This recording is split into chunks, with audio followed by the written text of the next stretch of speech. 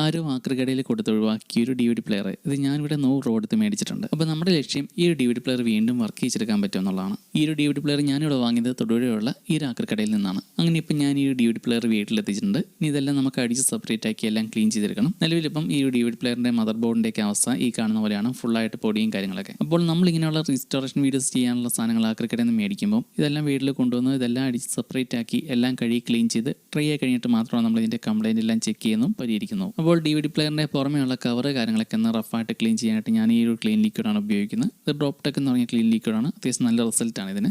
200 ml ഈ ഒരു ബോട്ടിലിന് 300 രൂപയാണ്. അപ്പോൾ ഈ ഒരു ക്ലീൻ ലിക്വിഡ് നമുക്ക് ഡയറക്റ്റായിട്ട് ഈ ഒരു കവറിൻ്റെ മുകളിലേക്ക് സ്പ്രേ ചെയ്ത് കോട്ടൺ വേസ്റ്റോ അല്ലെങ്കിൽ മൈക്രോ ഫൈബർ ക്ലോത്തോ ഉപയോഗിച്ച് വൈപ്പ് ചെയ്തെടുത്താൽ മതി. അപ്പോൾ ഇത് ഉപയോഗിക്കുകയാണെങ്കിൽ അത്യാവശ്യം നല്ല രീതിയിലുള്ള കറയും കാര്യങ്ങളൊക്കെ പെട്ടെന്ന് തന്നെ ഇളകി പോരും. ഇത് നമുക്ക് വെള്ളം കൂടി ഉപയോഗിച്ച് ലാസ്റ്റായിട്ട് കഴുകാനും കൂടി ഉള്ളതാണ്. അതുപോലെ ഇങ്ങനെയുള്ള ബോർഡുകളൊക്കെ റഫായിട്ട് ക്ലീൻ ചെയ്യാനായിട്ട് ഞാനിവിടെ ഉപയോഗിക്കുന്നത് WD-40 ആണ്. അപ്പോൾ ആദ്യമേ WD-40 ബോർഡിലേക്ക് സ്പ്രേ ചെയ്ത് കഴിഞ്ഞ് അതുപോലെ ബ്രഷൊക്കെ ഉപയോഗിച്ച് നന്നായിട്ടൊന്ന് ക്ലീൻ ചെയ്തെടുക്കുകയാണ് ചെയ്യുന്നത് ആദ്യമേ.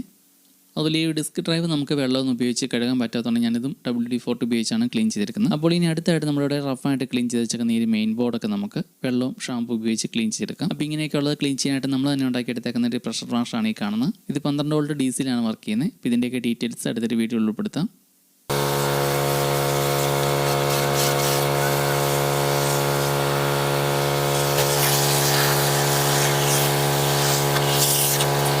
ഇവിടെ നമ്മൾ കഴുകി ക്ലീൻ ചെയ്തെടുത്ത എല്ലാ ഐറ്റംസും നല്ലപോലെ ഡ്രൈ ആക്കി എടുത്തിട്ടുണ്ട്. ഇനി നമുക്ക് ഇതിൻ്റെ എല്ലാം കംപ്ലൈൻറ്റുകളെല്ലാം ചെക്ക് ചെയ്ത് ഓരോന്നായിട്ട് പരിഹരിക്കാനുള്ളതാണ്. അതുപോലെ DVD പ്ലെയറുകൾക്കൊക്കെ കോമൺ ആയിട്ട് വരുന്ന ഒരു കംപ്ലൈൻ്റ് ആണ് ഡിസ്ക് റീഡാവ് വരുന്നത്. അപ്പോൾ അതിനുള്ള കാരണം ഐ സെൻസറിൻ്റെ ബാക്കിൽ ഇതുപോലെ ഒരു മിറർ വരുന്നുണ്ട്. ഈ ഒരു മിററിൽ ഫംഗസ് പോലെയൊക്കെ വന്നിട്ടാണ്. ഇത് അഴിച്ച് ക്ലീൻ ചെയ്താൽ മതി. അപ്പോൾ ഈ ഒരു മിറർ ഊരിയെടുക്കുമ്പോൾ കറക്റ്റായിട്ട് ശ്രദ്ധിച്ച് വേണം ചെയ്യാൻ. ഈ ഒരു മിറർ നമ്മൾ തിരിച്ച് ഫിറ്റ് ചെയ്ത് കഴിയുമ്പോൾ തിരിഞ്ഞു പോയിട്ടെങ്കിൽ വർക്ക് ചെയ്യില്ല. അങ്ങനെ നമ്മൾ ഈ ഒരു മിററൊക്കെ കറക്റ്റായിട്ട് ക്ലീൻ ചെയ്ത് എല്ലാം റീഫിക്സ് ചെയ്തിട്ടുണ്ട്. അങ്ങനെ ഇപ്പോൾ നമ്മൾ ഫൈനലായിട്ട് ഈ ഒരു DVD പ്ലെയർ വർക്കിംഗ് കണ്ടീഷൻ ആക്കി എടുത്തിട്ടുണ്ട്. അപ്പോൾ ഇങ്ങനെയുള്ള ഇലക്ട്രോണിക് സാധനങ്ങളൊക്കെ ചെറിയ കംപ്ലൈൻറ്റ് വരുമ്പം ഇതൊക്കെ ആക്രിയിൽ കൊടുത്ത് ഒഴിവാക്കാതെ ഇതൊക്കെ ഒന്ന് സ്വയമേ ശ്രമിച്ച് നോക്കാൻ നന്നാക്കാൻ പറ്റുമെന്ന്. ഇനി അതിനൊന്നും സമയം താല്പര്യമില്ലാത്ത ആളുകളൊക്കെ ആണെങ്കിൽ ഇതിനോടൊക്കെ താല്പര്യമുള്ള ആളുകൾക്ക് കൊടുക്കുക. അങ്ങനെ ഇപ്പോൾ ഫൈനലായിട്ട് നമുക്ക് ഈ ഒരു DVD പ്ലെയർ ഈ കാണുന്ന രീതിയിലാക്കി എടുക്കാൻ പറ്റിയിട്ടുണ്ട്. അപ്പോൾ ഇതിൻ്റെ ഡീറ്റെയിൽ വീഡിയോ കാണാൻ താല്പര്യമുണ്ടെങ്കിൽ നമ്മുടെ ഫേസ്ബുക്കിലും അതുപോലെ YouTube ചാനലിലും ഉണ്ട്. 2 വീഡിയോ ലിങ്കും ഈ ഒരു വീഡിയോയുടെ കമൻറ്റ് ബോക്സിൽ കൊടുത്തേക്കാം.